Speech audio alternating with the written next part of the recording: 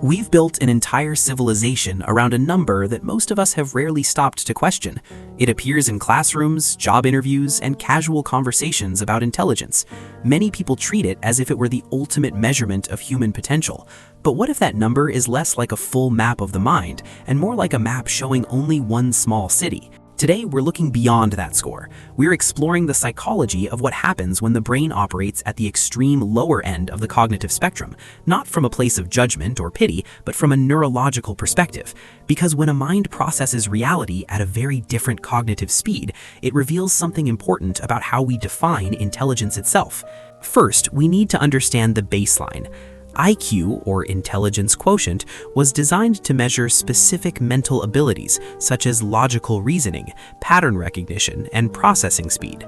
Statistically, the average score is set at 100. In clinical psychology, a score below 70 is often associated with intellectual disability, and scores around 40 or lower are typically categorized as severe or profound. But this is where the common narrative becomes misleading. A low score does not necessarily mean the brain is broken. Instead, it often reflects a different way of processing information. The brain still contains the same fundamental structures, neurons, synapses, and networks, but the connections may prioritize different types of processing. One important area involved in these differences is the prefrontal cortex. This region is responsible for abstract reasoning, long-term planning, impulse control, and complex decision-making. Neuroimaging studies have shown that individuals with significantly lower IQ scores often have reduced connectivity in this area, which can slow the flow of neural communication. Because of this, tasks that many people perform automatically, such as interpreting hidden motives, understanding metaphors, or organizing complicated plans, can require enormous mental effort. In some cases, these neural pathways may never fully develop in the way they do for others. Yet this difference reveals an interesting paradox. Many researchers have observed that when abstract reasoning is limited, other forms of cognitive processing can remain surprisingly strong. Procedural learning, learning through repetition and physical experience, often stays highly functional. In practical terms, this means that individuals who struggle with theoretical concepts can still master routines, habits, and hands-on skills with remarkable consistency. Their learning tends to be grounded in experience rather than abstraction. Psychologists have also noted another intriguing pattern. Many individuals with significant cognitive limitations display strong emotional awareness.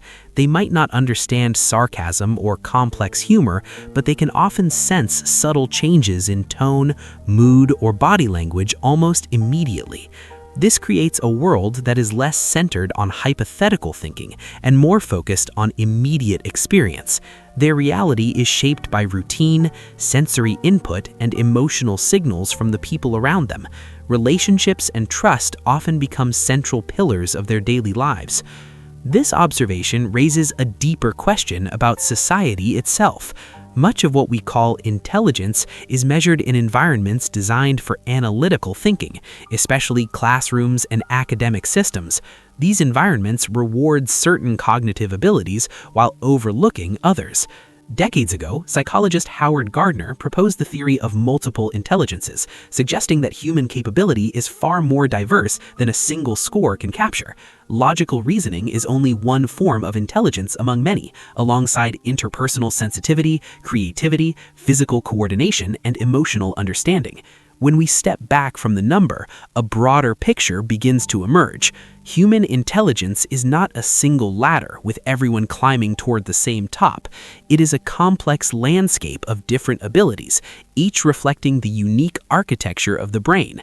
And when we recognize that, we begin to understand that the essence of humanity, connection, emotion, and meaning, exist far beyond any score.